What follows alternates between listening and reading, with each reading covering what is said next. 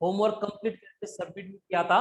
So today we'll start discussion about next concept related to vector algebra, that is multiplication of vector.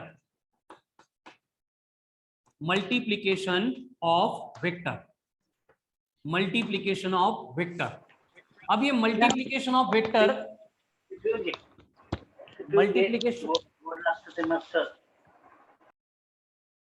Mute करते जाओ बेटा, ठीक है। Multiplication of vector study करते time सबसे पहले कंडीशन हमें यहाँ पे मेंटेन करनी पड़ेगी, और वो कंडीशन जैसे एडिशन के पार्ट में भी हमने देखी थी। क्या देखा था एडिशन में? Vectors of the same type can only be added. उसी तरह से मल्टीप्लीकेशन में भी एक रूल होगा। क्या होगा? Vectors of the same type can only be multiplied. नहीं, ऐसे नहीं होगा। Vectors of the same type as well as different type can be multiplied with each other। जो कंडीशन एडिशन के लिए थी वो मल्टीप्लिकेशन के लिए नहीं है, ये पहले से क्लियर करो। यानी हम यहाँ पे लिख सकते हैं vector of the same type और different, vectors of the same type और different can be multiplied with each other, can be multiplied with each other। ठीक है, इसको ध्यान में रख के हम आगे का डिस्कशन करने वाले हैं। मतलब यहाँ पे कोई लिमिटेशन नहीं है। अब कैसे लिमिटेशन नहीं है? With the help of example हम पहले भी डिस्कस कर चुके हैं, फिर से एक बार रिवाइज कर देता हूं कि हमारा जो वर्क डन होता है वो वर्क डन का फॉर्मूला है force into displacement. Work done का फॉर्मूला क्या होता है? Force into displacement. याद है सबको? तो अब यहाँ पे अगर देखेंगे आप, व्हाट इज फोर्स? फोर्स क्या है? Mass into acceleration, vector quantity है। मास इंटू एक्सेलरेशन तो मालूम हो गया। फोर्स क्या है? यहाँ पे वेक्टर क्वांटिटी है। डिस्प्लेसमेंट क्या है? वो भी वेक्टर क्वांटिटी है। मतलब मैंने एक वेक्टर को दूसरे वेक्टर के साथ मल्टीप्लाई किया, लेकिन दोनों वेक्टर सेम टाइप के थोड़ी है। यहाँ पे फोर्स अलग है, डिस्प्लेसमेंट अलग है। यानी vectors of the same type और different type can be multiplied with each other. Clear? ठीक है, तो इस पॉइंट को ध्यान में रख के हम अब आगे बढ़ने वाले हैं। अब बेसिकली देखो, वेक्टर के मल्टीप्लिकेशन को पढ़ते टाइम आपको नॉर्मली ये बात मालूम है कि अगर हमने किसी भी स्केलर क्वांटिटी को किसी नंबर से अगर मल्टीप्लाई किया तो वहां पे कुछ अलग रूल हम फॉलो नहीं करते। जैसे कि फॉर एग्जांपल एक बॉडी है जिसका मास था फॉर एग्जांपल यम, और उसको मैंने क्या किया? 4 उस तरह के बॉडी के मास से जमा करके रख दिए, तो उनका टोटल मास हो गया 4 इंटू एम। मतलब स्केलर क्वांटिटी को स्केलर नंबर से मल्टीप्लाई करने के लिए कोई प्रॉब्लम नहीं है। इन जनरल जो अपन डिस्कस कर चुके थे वैसे हम यहाँ पे डिस्कस करके अप्लाई कर सकते हैं। सेम कंडीशन, सेम केस हमने वेक्टर से रिलेटेड भी देखी थी कि अगर वेक्टर क्वांटिटी को किसी स्केलर नंबर से मल्टीप्लाई किया जाता है तो वहां पे क्या होगा? वेक्टर का मैग्नीट्यूड चेंज होगा। वहां पे वेक्टर के डायरेक्शन में चेंज पॉसिबल है क्या? यस और नो? कोई भी एक वेक्टर है, जैसे कि फॉर एग्जांपल आपको दिया है एफ वेक्टर, और इस एफ वेक्टर को अगर मैंने 10 से मल्टीप्लाई किया तो ये बनेगा 10 इंटू एफ वेक्टर। तो इस तरह से स्केलर नंबर से वेक्टर को मल्टीप्लाई करने के लिए कोई अलग रूल नहीं है। डायरेक्टली हम क्या करते हैं? दोनों के मैग्नीट्यूड का मल्टीप्लीकेशन करते हैं। स्क्रीन पे उल्टा तो नहीं दिख रहा है ना? स्क्रीन पे उल्टा नहीं दिख रहा है ना? बराबर है सर? नहीं सर। No sir. ओके, बराबर है सर। मैं क्या बोल रहा हूं, ध्यान से सुनो कि फोर्स वेक्टर आपको दिया था। अब ये फोर्स वेक्टर में यहां पे मैंने क्या किया? 10 से फोर्स को मल्टीप्लाई कर दिया, तो क्वांटिटी बनी 10 इंटू एफ वेक्टर। अब इस 10 इंटू एफ वेक्टर में मुझे बोलो कि इनका अगर मल्टीप्लीकेशन करना है तो हमारे यूजुअल रूल हम अप्लाई कर सकते हैं या कोई डिफरेंट रूल पढ़ने पड़ेंगे? डायरेक्ट हमारे जो रूल है वही अप्लाई करेंगे ना। जैसे कि फॉर एग्जांपल 10 इंटू एफ है, तो फोर्स का जो भी मैग्नीट्यूड होगा उसको अपन 10 से मल्टीप्लाई करेंगे, डायरेक्शन सेम रहेगी। तो मेरा क्वेश्चन ये था कि अगर किसी वेक्टर क्वांटिटी को किसी नंबर से हम मल्टीप्लाई कर रहे हैं, मैग्नीट्यूड तो चेंज होता है, तो वहां पे डायरेक्शन में चेंज होना पॉसिबल है क्या? ये मेरा क्वेश्चन है। डायरेक्शन चेंज होनी पॉसिबल है क्या? डायरेक्शन चेंज हो सकती है। यस और no? No no. No. Yes, कुछ लोग नो बोल रहे हैं, कुछ लोग एस बोल रहे हैं। अभी अगर मैं 10 की जगह पे इसको -10 से मल्टीप्लाई करता तो क्या होता? चेंज होती है। चेंज होती। यानी कि वेक्टर की डायरेक्शन चेंज हो सकती है। क्लियर? कड़ा लगा? Sir Yes. चेंज नहीं होंगे ना क्या है सर? 10f अगर लिखा 10f वेक्टर तो डायरेक्शन चेंज नहीं होंगे ना? नहीं नहीं, 10f में नहीं होगी। मेरा ये क्वेश्चन था किसी नंबर से अगर मल्टीप्लाई करेंगे तो मैग्नीट्यूड चेंज होता ही होता है, लेकिन अगर वो नंबर निगेटिव है तो वहां पे डायरेक्शन भी क्या होती है? रिवर्स होती है। ठीक है, बस इतना डिफरेंस है दोनों में। तो ये बेसिक जो मल्टीप्लीकेशन है किसका? स्केलर का स्केलर के साथ या फिर स्केलर का वेक्टर के साथ, इनको हम जैसे अब तक पढ़ते आ रहे थे वही रूल अप्लाई करके मल्टीप्लाई कर सकते हैं, उसमें कोई डिफरेंस नहीं होता है। लेकिन जब हमें एक वेक्टर को दूसरे वेक्टर के साथ मल्टीप्लाई करना है, जब हमें एक वेक्टर को दूसरे वेक्टर के साथ मल्टीप्लाई करना है तो हमें वेक्टर के मल्टीप्लिकेशन के जो रूल्स है उनको यहाँ पे पढ़ना पड़ता है और उनको यहाँ पे अप्लाई करना पड़ता है। ठीक है, तो जो वेक्टर का मल्टीप्लिकेशन हम यहाँ पे पढ़ने वाले हैं, बेसिकली ये वेक्टर का मल्टीप्लिकेशन दो टाइप से हम पढ़ेंगे। एक आएगा स्केलर प्रोडक्ट, प्रोडक्ट मतलब मल्टीप्लिकेशन, तो डॉट प्रोडक्ट भी बोल सकते हैं ना? एंड दूसरा आएगा वेक्टर प्रोडक्ट। ठीक है, ऐसे हम वेक्टर को देखो, बेसिकली कंडीशन क्या है कि ये जो मल्टीप्लिकेशन हम यहाँ पे स्टडी कर रहे हैं, it is applicable only when both quantities are vector. अगर दोनों क्वांटिटीज वेक्टर क्वांटिटीज है तो उनको मल्टीप्लाई करने के लिए एक तो अपन स्केलर प्रोडक्ट की मेथड यूज कर सकते हैं या फिर वेक्टर प्रोडक्ट की मेथड यूज कर सकते हैं। लेकिन अगर एक स्केलर है एक वेक्टर है या फिर दोनों स्केलर है तो उनके लिए यहाँ पे हम जो भी डिस्कस करेंगे वो अप्लाई करना नहीं है, वो अप्लाई होता भी नहीं है। उसके लिए अब तक जो मल्टीप्लिकेशन की प्रोसेस हमें मालूम थी वही हम अप्लाई कर देते। क्लियर है सबको? सर स्केलर प्रोडक्ट और डॉट प्रोडक्ट सेम है? नहीं नहीं, सेम होते तो मैं दो अलग क्यों लिख देता? दोनों डिफरेंट है बेटा। ठीक है ना, मुंबई जाना है वाया नासिक जा सकते, वाया पुणे जा सकते, दोनों के रूट सेम है क्या? डिफरेंट है ना रूट। मुंबई से जा रहे हैं तो पुणे लग रहा है तो वो रूट अलग है, नासिक जा रहा है तो वो रूट अलग है। इस तरह से स्केलर प्रोडक्ट भी अलग है, वेक्टर प्रोडक्ट भी अलग है, दोनों भी मल्टीप्लिकेशन है लेकिन उनको प्रोसेस अलग है, उनकी रिक्वायरमेंट अलग है। तो मेरा यहाँ पे एक छोटा सा क्वेश्चन है आपको कि ये स्केलर प्रोडक्ट ये और वेक्टर प्रोडक्ट है, मुझे कोई भी दो वेक्टर क्वांटिटी दी गई है, जैसे कि एक वेक्टर है पी वेक्टर एंड दूसरा वेक्टर है क्यू वेक्टर। क्वेश्चन मेरा ध्यान से सुनो और इसके बाद में इंपॉर्टेंट पॉइंट्स आने वाले आंसर में।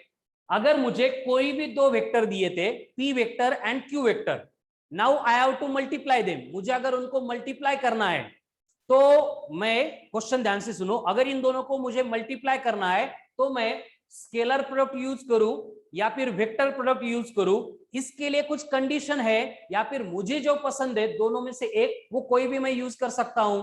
क्या कंडीशन है?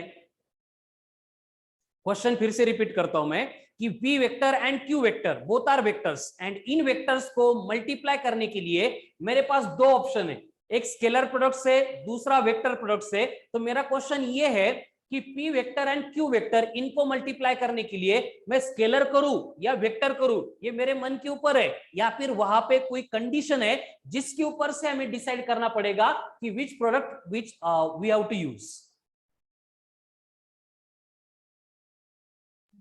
सर कंडीशन है। कंडीशन है? कौन सी कंडीशन है, क्या कंडीशन है? सर वेक्टर प्रोडक्ट यूज करेंगे। कब? ये p vector and q vector को मल्टीप्लाई करने के लिए? हाँ सर। क्यों? रीजन कोई उसका? सर वो दोनों वेक्टर क्वांटिटी है, फिर उसकी डायरेक्शंस भी डिफरेंट आएगी। सुनो कीर्ति बेटा, जो हम यहाँ पे प्रोडक्ट पढ़ रहे हैं, मल्टीप्लिकेशन पढ़ रहे हैं, फिर ये पहला वाला है या फिर दूसरा वाला है, ये तब इन्वॉल्व होगा जब दोनों भी क्वांटिटी वेक्टर है। ऐसे नहीं कि एक क्वांटिटी स्केलर है फिर स्केलर प्रोडक्ट यूज करेंगे, स्केलर प्रोडक्ट भी तभी किया जाएगा जब दो वेक्टर को मल्टीप्लाई करना है। क्लियर? Yes sir. तो अब बोलो क्वेश्चन का आंसर मेरे। चलो think upon it, come on fast. नहीं,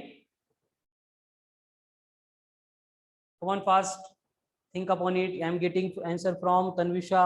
अगर डॉट होगा तो डॉट प्रोडक्ट, लेकिन वो कैसे मालूम होगा? ठीक है, देखो ये स्केलर प्रोडक्ट है ना, इसको डॉट से डिनोट करते हैं एंड इसको डॉट प्रोडक्ट ऐसे भी बोलते हैं। ये जो वेक्टर प्रोडक्ट है, इसको नोटेशन हमने डिसाइड किया है कि इसको क्रॉस बोलेंगे और इसको बोलते टाइम अपन क्रॉस प्रोडक्ट भी बोल सकते हैं। सर जब वेक्टर दो वेक्टर क्वांटिटी मल्टीप्लाई होके स्केलर क्वांटिटी देते हैं तब स्केलर प्रोडक्ट यूज करते हैं। Excellent, very good, this is exact answer. ठीक है, तो देखो दो प्रोडक्ट हम यहाँ पे डिस्कस करने वाले हैं, तो वन बाय वन इनका डिस्कशन स्टार्ट करते हैं with answer given by I think Kirti. ठीक है, कि दो क्वांटिटी जो वेक्टर दी है उनको हमें मल्टीप्लाई करना है, तो मल्टीप्लाई करने के लिए हम ये वाला, कौन सा वाला, स्केलर वाला प्रोडक्ट यूज करेंगे। उसके लिए एक स्पेसिफिक कंडीशन है, वो क्या है मैं लिख के भी देता हूं। ठीक है, स्केलर प्रोडक्ट जो है इसका नोटेशन होगा डॉट, यानी कि दो वेक्टर दिए जाएंगे P vector and q vector, इनके बिटवीन अगर डॉट दिखाया है तो इसका मतलब ये कौन सा प्रोडक्ट है?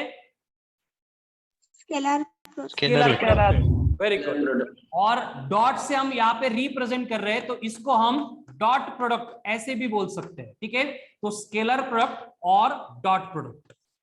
अब यहाँ पे देखो स्केलर प्रोडक्ट और डॉट प्रोडक्ट के बारे में हम यहाँ पे डिस्कस करने वाले हैं, प्रोसीड करने वाले हैं। उससे पहले जो कंडीशन अभी के क्वेश्चन से हमें मिली थी उसको मैं लिख के देता हूं। क्या थी कंडीशन कीर्ति, वंस अगेन? सर जब दो वेक्टर क्वांटिटी मल्टीप्लाई होके स्केलर देते हैं तब स्केलर प्रोडक्ट यूज करते हैं। वेरी गुड, यानी कि if resultant of multiplication of two vector is a scalar, then we have to use scalar product और डॉट प्रोडक्ट। अब इसको भूलेंगे नहीं, ठीक है ना, कि दो क्वांटिटी को मल्टीप्लाई करते टाइम अगर उनका रिजल्टेंट स्केलर क्वांटिटी है, अब ये क्या आ गया नया, स्केलर क्वांटिटी रिजल्टेंट है, ये हमें कैसे मालूम होगा? एकदम सिंपल कंडीशन, जैसे कि एग्जांपल ये, जैसे कि आपको दिया है एक फोर्स वेक्टर है एफ वेक्टर एंड दूसरा दिया है डिस्प्लेसमेंट वेक्टर जिसको मैं डी वेक्टर लिख रहा हूं, और अगर मुझे बोला है कि इन दोनों के ऊपर से वर्क डन कैलकुलेट करो, तो tell me work done is a scalar और वेक्टर? वर्क डन स्केलर है। इसका मतलब इन दोनों को मल्टीप्लाई करने के लिए मुझे यहाँ पे स्केलर मतलब डॉट प्रोडक्ट यूज करना पड़ेगा, यानी वर्क डन का फॉर्मूला बन गया F vector dot D vector. Clear है? इसी तरह से जब मैं वेक्टर प्रोडक्ट पढ़ाऊंगा एक स्टेटमेंट लिख के दूंगा, उसमें क्या आएगा कि if resultant of multiplication of two vector is a vector. अभी नहीं बोल रहा हूं मैं, जब वेक्टर प्रोडक्ट पढ़ाऊंगा तब मैं लिख के दूंगा is vector, then you have to use vector product. यानी कि हमें फोर्स एंड डिस्प्लेसमेंट दिया है और उनके ऊपर से बोला है कि टॉर्क कैलकुलेट करो। अब टॉर्क का फॉर्मूला आपको मालूम है, डायमेंशंस में हम पढ़ चुके थे, जो लोग लेट ज्वाइन किए आई थिंक उनको मालूम नहीं होगा। तो ये टॉर्क जो है basically it's a vector quantity, और फोर्स एंड डिस्प्लेसमेंट का मल्टीप्लिकेशन मतलब टॉर्क होता है। यानी कि मुझे अगर टॉर्क डिराइव करना है तो मैं फोर्स एंड डिस्प्लेसमेंट को मल्टीप्लाई करने के लिए क्रॉस प्रोडक्ट यानी वेक्टर प्रोडक्ट को यूज करूंगा। क्लियर? मतलब यहां पे देखो गिवन क्वांटिटीज दोनों भी केस में चेंज नहीं हो रही है। यहाँ पे भी फोर्स था, यहाँ पे डिस्प्लेसमेंट है, गिवन क्वांटिटी वही है। यानी कि हम कौन सा प्रोडक्ट करने वाले हैं, विच मल्टीप्लिकेशन की मेथड हमें फॉलो करनी है, ये किसके ऊपर डिपेंड करता है कि दो क्वांटिटी के मल्टीप्लिकेशन के बाद में जो रिजल्टेंट आ रहा है वो रिजल्टेंट क्या है, उसके ऊपर ये डिपेंड करेगा। इतनी सिंपल सी कंडीशन है। क्लियर? Yes sir. चलो अब आगे बढ़ते हैं, बहुत सिंपल सिंपल बातें डिस्कस करनी है। अब सर यही अगर इंपॉर्टेंट कोई केस अननोन क्वांटिटी आ गई जिसे हमें पता नहीं कि वो वेक्टर है या स्केलर है, तो फिर ऐसे होगा नहीं बेटा। हम अगर कहीं पे वेक्टर के साथ इंटरेक्ट कर रहे हैं, दो वेक्टर को मल्टीप्लाई कर रहे हैं, तो उसके पीछे हमारा एक स्पेसिफिक रीजन होता है कि कोई तो नई क्वांटिटी है, उसको हम डिराइव करेंगे। हाँ सर। ठीक है ना, तो मतलब नॉन क्वांटिटी से रिलेटेड ये इंटरेक्शन होता है। लेकिन कभी कभी ऐसी कंडीशन आती है कि वो अपने ऊपर डिपेंड रहता है, जैसे कि अभी आगे आएगा ना, जब एंगल कैलकुलेट करेंगे तब आपको समझ में आएगा। तो स्केलर से करेंगे तब भी एंगल आता है, वेक्टर से करेंगे तब भी एंगल आता है, तो वहां पे वो हमारे ऊपर डिपेंड करता है। लेकिन मैक्सिमम टाइम्स आपको रिजल्टेंट क्वांटिटी दी जाएगी, हम बस देखेंगे वो स्केलर है तो गो फॉर स्केलर प्रोडक्ट, वो अगर वेक्टर है तो गो फॉर वेक्टर प्रोडक्ट। ठीक है, चलो अब स्केलर प्रोडक्ट मतलब क्या होता है। सिंपल सी कंडीशन होती है कि अगर दो वेक्टर दिए हैं, पहला वेक्टर है ए वेक्टर एंड दूसरा वेक्टर है बी वेक्टर, इन दोनों को अगर अपन मल्टीप्लाई कर रहे हैं A vector dot B vector, तो इनका स्केलर प्रोडक्ट का सिंप्लीफिकेशन होता है magnitude of A into magnitude of B into cos of theta. यानी कि हमें स्पेस में इस तरह से वेक्टर दिए गए थे, ये है ए वेक्टर, ये है बी वेक्टर, और इन दोनों के बिटवीन का एंगल है थीटा, और हम अगर इन दोनों को मल्टीप्लाई कर रहे हैं तो उनका मल्टीप्लीकेशन मतलब क्या होता है, इस तरह से सिंप्लीफिकेशन होता है, जिसके ऊपर से मैं डिफाइन कर सकता हूं। कैसे डिफाइन करेंगे, देखो scalar product of two vectors, हमेशा ये वेक्टर का ही किया जाता है, is defined as product of किसका प्रोडक्ट है, magnitude Magnitude. Of two vectors and cosine of the angle between them.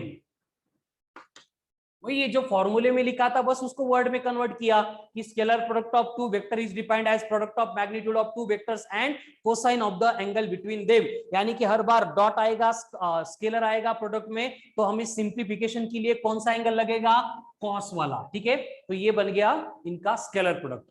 या फिर हम इसको डिफाइन करने के लिए ऐसे भी डिफाइन करते, देखो कि जो मैंने यहाँ पे लिखा है, ये बाकी बातें अब 2-3 मिनट में डिस्कस करूंगा, ज्यादा ध्यान नहीं देना है, यही एक इंपॉर्टेंट पॉइंट है। ठीक है, होती है दी हुई, कहीं पे आप रीड करेंगे फिर सोचेंगे अरे ये क्या नया आ गया, इसलिए मैं यहाँ पे एक्सप्लेन कर रहा हूं, लेकिन जिसको अपन ज्यादा अप्लाई नहीं करते, बस यहाँ पे दिया इसलिए अपन डिस्कस करेंगे।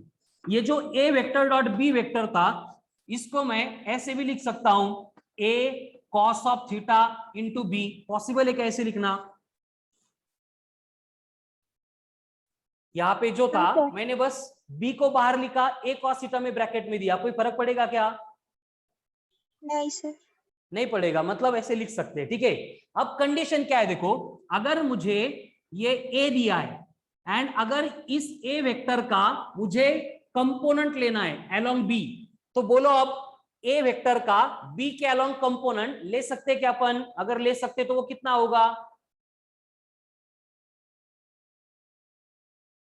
थीटा का एडजेसेंट है तो क्या होगा, Cos theta. हाँ कॉस थीटा, मतलब क्या होगा, ए इंटू कॉस ऑफ थीटा होगा। क्लियर, पढ़ लगा, ओके। मतलब कि हमने क्या किया, बस ये जो ए वेक्टर था उसका कंपोनेंट लिया अलोंग बी वेक्टर, एंड अगर इस तरह से अगर मैं सिंप्लीफिकेशन कर रहा हूं तो मैं यहाँ पे एक नई डेफिनेशन लिख सकता हूं, कुछ काम की नहीं है, बस दी है मालूम होनी चाहिए, इसलिए एक्सप्लेनेशन चल रहा है। अब इसके अकॉर्डिंग मैं वर्डिंग में क्या लिख सकता हूं, यहाँ पे मैं लिखने नहीं वाला हूं, मॉडल में दिया है वहां से रीड करो, बस मैं बोल रहा हूं और एक्सप्लेन कर रहा हूं कि scalar product of two vector is defined as product of, किसका प्रोडक्ट है, अब ये बोलो, product of magnitude of A vector B vector. नहीं magnitude of component of a vector along second vector. क्या बोला मैंने, ए कॉस थीटा को magnitude of component of a vector along second vector, पहले वेक्टर का सेकंड वेक्टर के along के component का मैग्नीट्यूड एंड उसी का मैग्नीट्यूड। नहीं समझ रहा है, Yes, sir, समझ। देखो ए कॉस थीटा मतलब क्या है, मैग्नीट्यूड है ऑफ कंपोनेंट किसका, ए का, कहां पे, अलोंग बी, और यहां पे बी मतलब कौन है, मैग्नीट्यूड ऑफ बी है। तो स्केलर प्रोडक्ट को डिफाइन करना मतलब क्या करना, इन दोनों को मल्टीप्लाई करना। अब बना सकते हैं डेफिनेशन इसकी, चलो बोलो कॉमन पास, जिनको पॉसिबल है बोलने का ट्राई करो। क्या होगी डेफिनेशन? स्केलर प्रोडक्ट ऑफ, मेरे साथ बोलो, scalar product of two vector is defined as product of, किसका प्रोडक्ट है? ए कॉस थीटा का। ए कॉस थीटा मतलब, वेरी गुड, बोलो बोलो, magnitude of component of A vector along b vector and magnitude of b vector. Very good, finish. इस तरह से define कर सकते हैं, या फिर मैं ऐसे भी लिख सकता हूं कि सेम दो वेक्टर है। अब हम क्या करेंगे, ए का नहीं, इस बी वेक्टर का मैग्नीट्यूड लेंगे ए के अलोंग। अब ये कितना आएगा? sin theta. B cos theta आएगा ना? Yes sir. और इस एक्सप्रेशन से फिर मैं और एक डेफिनेशन यहां पे बना के लिख सकता हूं कि A vector dot B vector is equals to B cos of theta into A. कुछ फर्क नहीं पड़ेगा, यानी हम और एक वे से डिफाइन कर रहे हैं यहाँ पे कि scalar product of two vector is defined as product of magnitude of component of a given vector along second vector and its magnitude. वही डेफिनेशन रहेगी, बस यहाँ पे a cos theta is replaced by b cos theta था। तो definition clear हो गई सबको? स्केलर प्रोडक्ट मतलब क्या है? दोनों वेक्टर के मैग्नीट्यूड का प्रोडक्ट एंड उनके बिटवीन के कोसाइन ऑफ द एंगल का प्रोडक्ट। क्लियर है फिर सबको? अब इससे रिलेटेड, डॉट प्रोडक्ट से रिलेटेड सबसे इंपॉर्टेंट बातें यहां पे मैं इंट्रोड्यूस कर रहा हूं, सब लोग बोर्ड पे ध्यान दो कि अगर आपको बोला गया है कि इफ टू वेक्टर्स आर, ये किसका साइन है? परपेंडिकुलर, ठीक है। If two vectors are perpendicular to each other. अब दो वेक्टर अगर एक दूसरे को परपेंडिकुलर है, इसका मतलब एक वेक्टर यहाँ पे एक्स एक्सिस के अलोंग, जैसे कि ए वेक्टर, दूसरा वाई के अलोंग है, ये कौन बना? B vector. तो मुझे बोलो दोनों वेक्टर के बिटवीन का एंगल कितना होगा? 90 degree. 90 degree, very good. Theta is equals to 90 degree and cos of 90 0।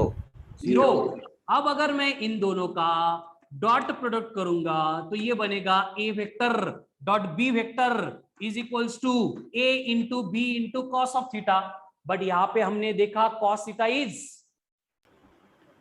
0, तो इनका डॉट प्रोडक्ट बनेगा 0। तो हम क्या लिख सकते हैं? If two vectors are perpendicular to each other then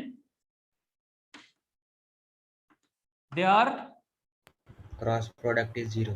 scalar और डॉट प्रोडक्ट इज 0। क्लियर है सबको? पढ़ का ये हर बार एप्लीकेबल होगा। क्लियर? यस। अब यहाँ पे मुझे बोलो, सब लोग इसके ऊपर थोडंसं डोकं वापरा आणि सोडवायचं ट्राय करा बेटा, एकदम सिंपल गोष्टी है, आल्या पाहिजे इसके ऊपर मॉड्यूल के क्वेश्चन से वो भी सॉल्व होने चाहिए। अगर आपको बोला है आई कैप डॉट जे कैप कितना होगा, जे कैप डॉट के कैप कितना होगा, के कैप डॉट आई कैप कितना होगा, तीनों की वैल्यू कैलकुलेट करके बोलेंगे। Sir 0 0 and 0। कैसे 0? Sir they are They are perpendicular to each other. हर बार आई मतलब एक्स एक्सिस, जे मतलब वाई एक्सिस, दोनों एक दूसरे को परपेंडिकुलर है। थीटा 90 तो परपेंडिकुलर मतलब उनका डॉट प्रोडक्ट 0। प्रणीता कळतंय का ये? Yes sir. तो आई कैप डॉट जे कैप जो है हम उसको ऐसे लिख सकते हैं, आई कैप का मैग्नीट्यूड 1 जे कैप का मैग्नीट्यूड 1 इंटू कॉस 90, 0 तो एवरीथिंग विल बिकम 0। अब जे कैप डॉट के कैप चाहिए, फिर से 1 इंटू 0 यानी 0, 1 इंटू 0 इज 0 हो गया।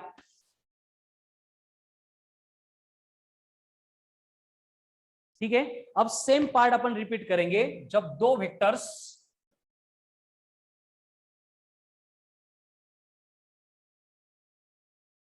दो वेक्टर्स एक दूसरे को पैरेलल होंगे, ठीक है। If two vectors are parallel to each other,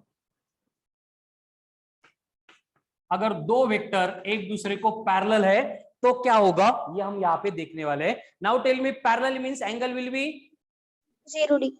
0. 0 degree, theta is 0, that means One. cos of 0 is 1. 1. so it means अगर मुझे यहाँ पे आई कैप डॉट आई कैप ये अगर मल्टीप्लीकेशन करना है, Sir, 1. जे कैप 1. Dot One. जे कैप, वेरी गुड, 1. ये भी 1, ये भी 1, ये भी 1। Yes. हाँ sir. किसी को कोई कंफ्यूजन नहीं इसमें? No sir. Very good. यहाँ पे और एक कंडीशन हम लिख सकते हैं कि if two vectors are anti parallel to each other, anti parallel to each other.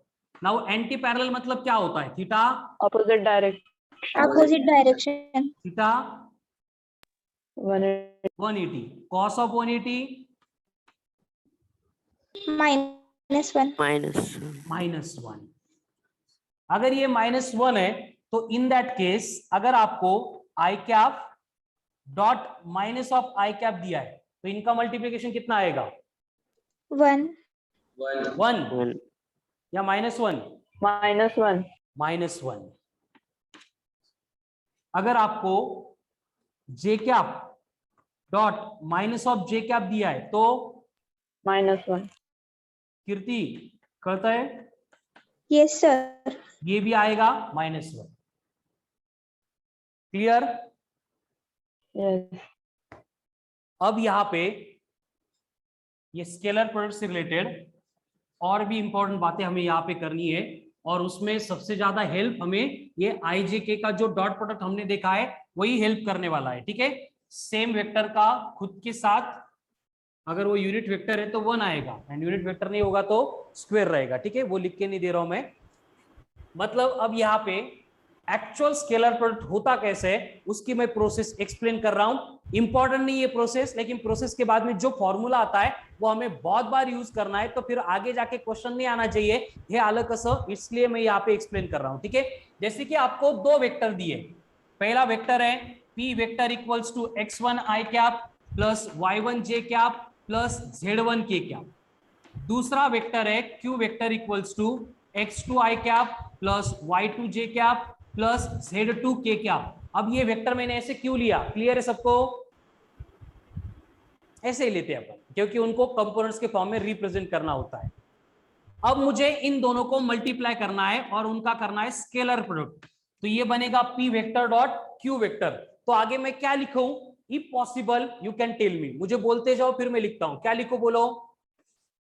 Sir, x1 i cap into x2 i cap का मल्टीप्लिकेशन। डायरेक्ट फाइनल आंसर, लेकिन वो आता कैसे है वो मैं एक्सप्लेन कर रहा हूं बेटे, ठीक है। करेक्ट है आपका, x1 i cap plus y1 j cap plus z1 k cap, ये p वेक्टर की वैल्यू डॉट क्या होगा यहाँ पे? मैंने कुछ नहीं किया, बस p वेक्टर की जगह पे उसकी वैल्यू लिख दी, q की जगह पे उसकी वैल्यू लिख दी, ठीक है। आगे जो है मैं डायरेक्ट मल्टीप्लिकेशन फॉलो करने वाला हूं, जिसमें हम यूज करेंगे आपका associative law of vector addition, जिसमें हमें क्या करना है कि ये x1 i कैप को पूरे ब्रैकेट में मल्टीप्लाई करना है, ठीक है। तो आगे की मैं पूरी स्टेप लिख रहा हूं यहाँ पे, देखो क्लियर होती है क्या? अगर कुछ इश्यू आ रहा है उसमें तो you can tell me, just minute.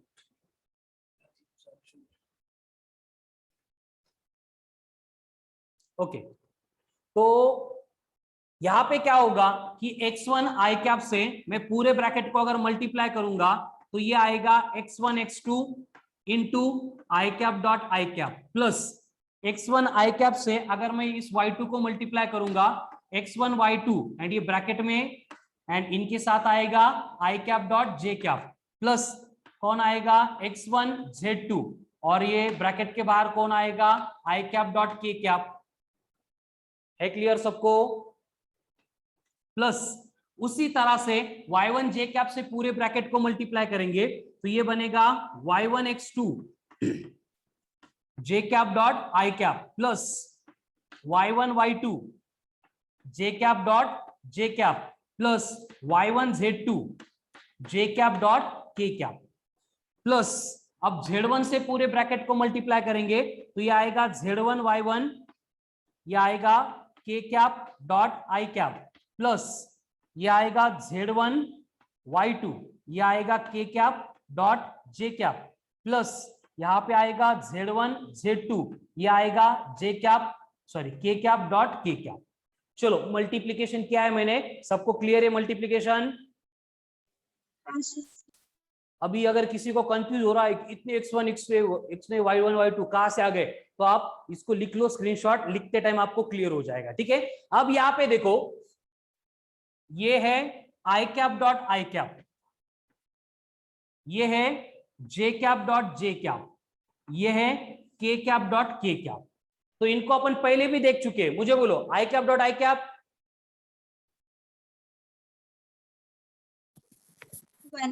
1, j cap dot j cap 1 k cap dot k cap 1 इनको छोड़ के i cap dot j cap 0 0 0 0 0 0 0 सारे 0, तो उनको अपन छोड़ देंगे तो p vector dot q vector इनका मल्टीप्लीकेशन हमें मिलता है x1 x2 plus y1 y2 plus z1 z2। इतना सिंपल है, क्लियर सबको? यस ठीक है, तो नाउ ऑनवर्ड हमें इसको बहुत बार यूज करना है, बहुत इंपॉर्टेंट फॉर्मूला है, बस इसको याद करो।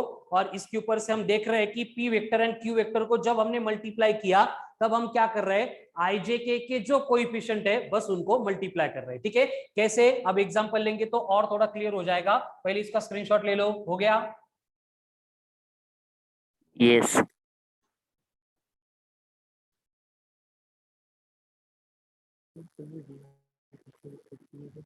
चलो अब आगे देखो, आपको दिया है एक vector p vector equals to 2i cap minus j cap plus 3k cap, इसके साथ में और एक दिया है q vector is equals to i cap plus 2j cap minus k cap, then p vector dot q vector will B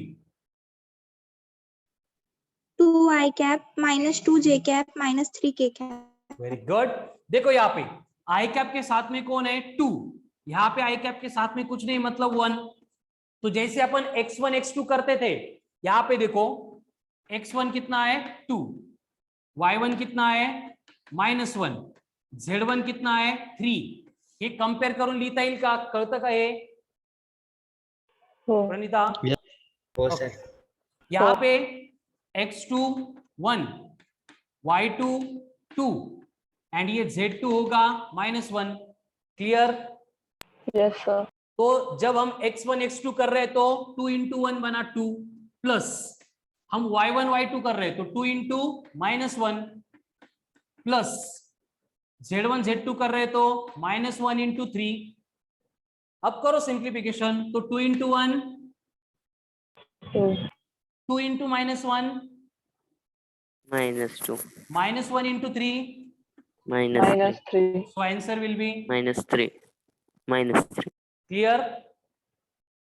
yes sir yes sir चलो next, p vector equals to 2i cap minus 4j cap plus k cap 10k cap, and q vector is equals to i cap minus 6j cap plus 3k cap, then find p vector dot q vector. चलो अब सबके answers आने चाहिए।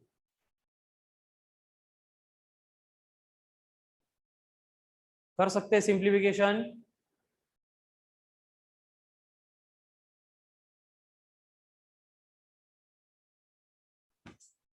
Orally करो, notebook पे नहीं करेंगे तो भी आंसर आ जाएगा। कीर्ति इतना टाइम क्यों लगा? 56 वेरी गुड, 56 56 है। Very good, very good, clear clear clear. 56 आ गया सबका? yes sir yes sir 2 into 1 -4 into -6, 3 24 into 10, plus 24 56। Yes, sir. Very Yes. Good, सबका आंसर आ गया 56। ठीक है, कर सकते हैं फिर ऐसे मल्टीप्लिकेशन। हाँ, Yes, sir. sir. Yes, sir. अगर आपको क्वेश्चन में यही डेटा के ऊपर थोड़ा सा और आपका ब्रेन वहां पे चेक करने के लिए बोला है कि पी वेक्टर है 2i cap minus a into j cap plus 5k cap, and q vector है i cap plus j cap plus k cap, और बोला है कि they are perpendicular to each other, then find the value of a। कर सकते find? Can you find it? Yes, no? Yes. चलो करो फिर। Theta is 90 in this case.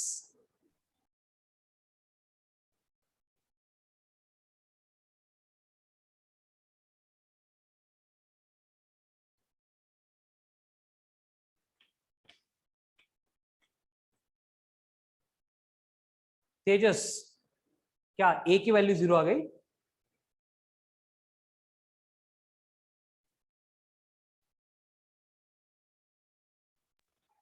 A minus 7, sir. How much? -7. -7। ठीक है, चेक करेंगे हम बेटा क्या होगा। p vector dot q vector is equals to 0 करना पड़ेगा। अब ये क्यों किया, कैसे किया? प्रणीता, मयूरी, ऐश्वर्या, हाँ सर, हाँ कैसे मैं किया क्यों? बोलो? क्यों लिखा ऐसे? 90 डिग्री है ना, because theta. Both are perpendicular, तो डॉट प्रोडक्ट हाँ। 0 होता है। यस, सर a minus 7 आ कितना आ रहा है? -7। हाँ sir. करेक्ट है, ठीक है। चलो अब मल्टीप्लाई करेंगे, 2 into 1 2, minus a into plus a minus a, 5 into 1 5 is equals to 0। अब 5 प्लस 2 7, तो ये +7 उधर जाके -7, माइनस माइनस कैंसल, यानी a बन गया 7। 7 ही आया था Yes, सर. 7 is 7 ही आया था, बस बोलते टाइम माइनस बोल रहे थे। Very good.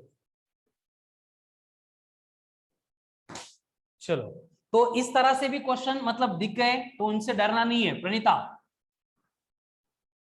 प्रणीता जो पढ़ रहे हैं हम वही अप्लाई करके वो सॉल्व होने वाले हैं, लेकिन अप्लाई करने की मेथड्स डिफरेंट रहेगी अकॉर्डिंग टू गिवन कंडीशन।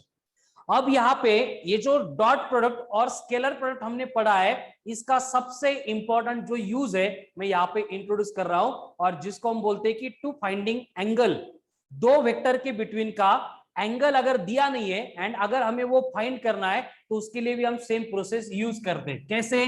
देखो, हमने पहले डेफिनेशन में बोला था दो वेक्टर का डॉट प्रोडक्ट सिंप्लीफाई होता है as p q cos of theta. ये क्लियर है सबको? पहले मैंने ए भी लिया था, अब पी क्यू लिया, थोड़ी देर बाद मैं एक्स वाई लूंगा, कोई फर्क नहीं पड़ेगा। रूल ये है, दो वेक्टर का डॉट प्रोडक्ट करेंगे मतलब इक्वल टू दोनों का मैग्नीट्यूड इनटू कॉस थीटा आएगा। क्लियर? Yes. अब यहाँ पे Yes. अगर मुझे चाहिए थीटा, तो मैं ऐसे लिख सकता हूं क्या? Cos of theta equals to p vector dot q vector upon p into q. अब पी एंड क्यू मतलब कौन है? उनके मैग्नीट्यूड। लिख सकते कैसे? हाँ सर. लिख लिया मैंने, यस, मतलब लिख सकते हैं। ठीक है, मल्टीप्लीकेशन में था, इधर आके डिवीजन में हो गया। कौन? ये पी क्यू। तो ये अगर सिंप्लीफिकेशन करेंगे तो हमें एंगल मिल जाएगा। क्लियर? ठीक है, जैसे कि फॉर एग्जांपल आपको बोला है p vector equals to 2i cap minus j cap plus 4k cap, and q vector is equals to आपको दिया है 3i cap minus 2j cap plus k cap. Find angle between them. कर सकते हैं फिर फाइंड? करेंगे try? Yes sir. चलो do it, come on fast. आया तो ठीक है, अदरवाइज मैं सॉल्व करके देने वाला हूं।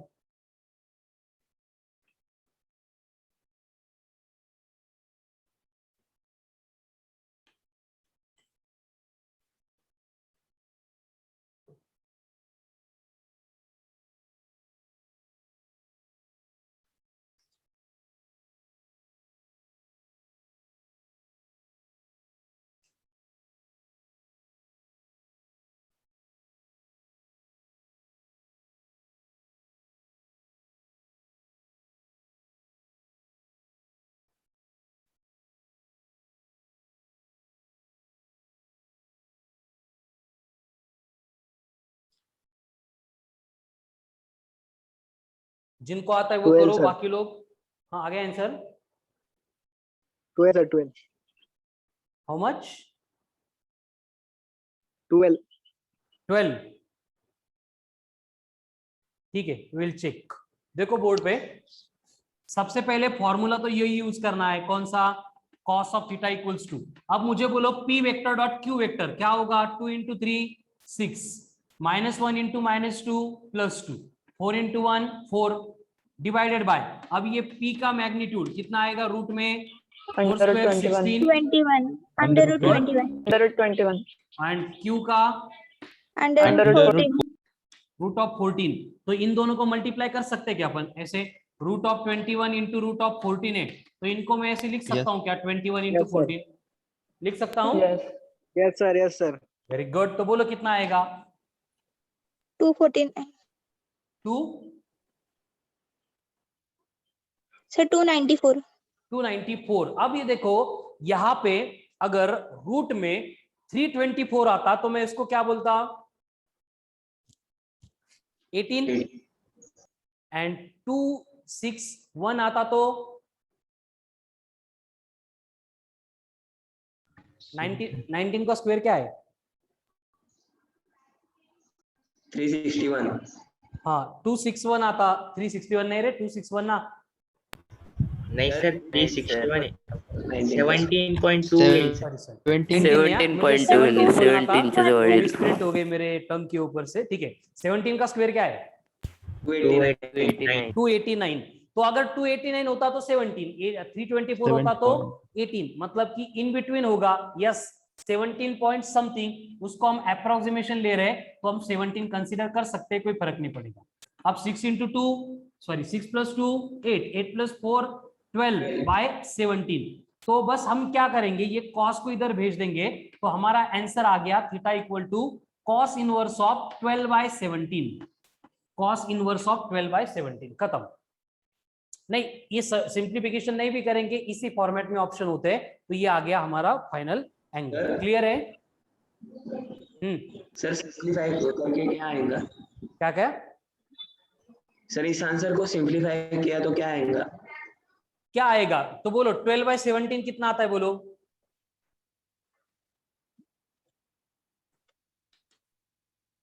Twelve by 17 0.70 0.7। 70 ठीक है, अप्रोक्सीमेटली 0.7। अब कॉस का कौन सा एंगल 0.7 है? कॉस 45। हाँ सर। यस सर तो approximately 45 degree will be the angle between them. ठीक है, सर अगर ये नहीं पता होगा तो 0.7 कौन सा एंगल है? तो देखो बेटा क्या है कि 0 30 45 60 90 ये तो पता होनी चाहिए at any cost. Yes sir. इनमें से कोई नंबर आ रहा है तभी ऑप्शन वो थीटा ऐसे देंगे 45 में।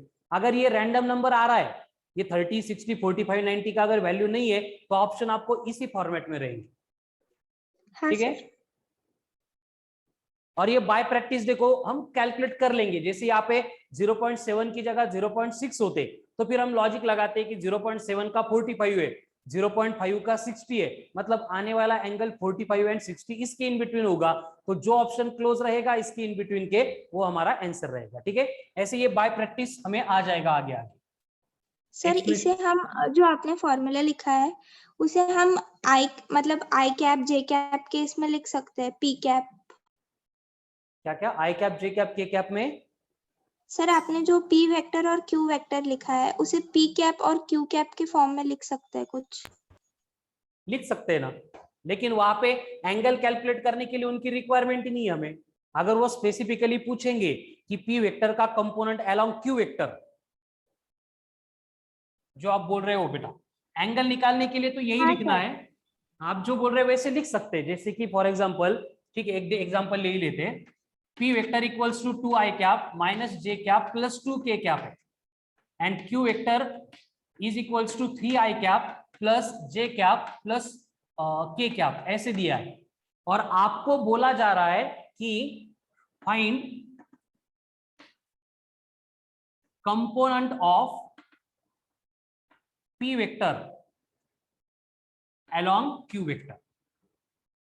तो उस केस में हमारे पास ऑप्शन क्या है? इन दोनों के बिटवीन एंगल है क्या? नहीं सर। तो हम नहीं सर। अभी जो प्रोसेस फॉलो की थी उसके अकॉर्डिंग एंगल निकाल सकते हैं एंड एंगल निकालने के बाद ऐसे लिख सकते हैं कि component of P vector along Q vector is P cos of theta, बराबर?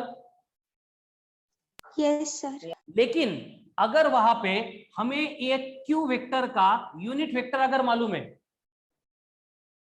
अब ये क्यू वेक्टर का यूनिट वेक्टर है मतलब कौन है, उसकी डायरेक्शन है ना, डायरेक्शन अपॉन मैग्नीट्यूड। तो ये क्यू वेक्टर से इस पी वेक्टर को अगर मल्टीप्लाई करेंगे तो हमें क्या मिलेगा, पी वेक्टर का कंपोनेंट इसका मैग्नीट्यूड रहेगा बस, ठीक है, ये मैग्नीट्यूड ऑफ पी, ये पी का मैग्नीट्यूड इनटू अगर क्यू की डायरेक्शन हो गई, इसका मतलब क्या होगा, पी वेक्टर का मैग्नीट्यूड होगा अलोंग की कीर्ति, लेकिन वो थोड़ा आगे हाँ, आने वाला है, ठीक है ना, इसके सर ऐसे एग्जांपल में क्वेश्चन देने वाला अभी हूं। है क्या? यस, सर ऐसे क्वेश्चन अभी आएंगे क्या आज के एसपीटी में? नहीं आज नहीं आएंगे, ये मैं कल पढ़ाऊंगा ना इसके बारे में और डेटा, तो आएंगे। आज के एसबीटी में क्या आएगा, एक तो डॉट प्रोडक्ट करो या फिर उन दोनों के बिटवीन में एंगल निकालो, ठीक है, ये बस तुमने डाउट पूछा था इसलिए मैंने इंट्रोड्यूस कर दिया है यहाँ। ऐसे एग्जांपल्स मैंने क्लास में नहीं लिए ना अभी तक। तो हो रहा है क्लियर सबको, डॉट प्रोडक्ट क्या होता है, कैसे करते हैं और उसके ऊपर से एंगल कैसे निकालना है, कोई इश्यू इसमें? No sir. अब अगर मॉड्यूल में जाएंगे तो मॉड्यूल में जो है इससे रिलेटेड डिटेल जो मैंने एक्सप्लेन की और थोड़ी सी जो कल हम देखने वाले हैं वो सारी थ्योरी दी आपको, पहली बात। दूसरा, जो भी सॉल्व एग्जांपल्स के नंबर प्रीवियस कंसेप्ट में हमने देखे थे उतने ज्यादा नंबर यहाँ पे नहीं दिए, इसलिए मैं आपको एक्स्ट्रा के प्रैक्टिस पेपर जो है वो ग्रुप पे देने वाला हूं और ऐप पे भी देने वाला हूं, वहां से आप प्रैक्टिस करेंगे। अगेन एसबीटी तो होगी ही आज के कंटेंट के ऊपर, एंड कंसेप्ट एप्लीकेशन जो 5 नंबर है उसमें से कुछ examples based on cross product है, कुछ examples based on dot product है। तो उसमें से जो आपको स्केलर या फिर डॉट प्रोडक्ट के दिख रहे हैं, लग रहे हैं, उनको सॉल्व करने का आप आज ट्राई कर सकते हो, बस क्रॉस के आज मत सॉल्व करो, ठीक है ना, वो सॉल्व नहीं होंगे, वो कल सॉल्व करने आपको। क्लियर है इंस्ट्रक्शन सबको? अब यहाँ पे देखो और कुछ एग्जांपल सॉल्व करने हमें, कि बेसिकली फिर से आपको दिया है एक p vector equals to 2i cap plus j cap plus 15k cap, and दूसरा वेक्टर दिया है a cap plus a into j cap minus 2k cap, and if they are perpendicular to each other then find the value of a। कर सकते हैं find? किया था same examples, चलो come on fast.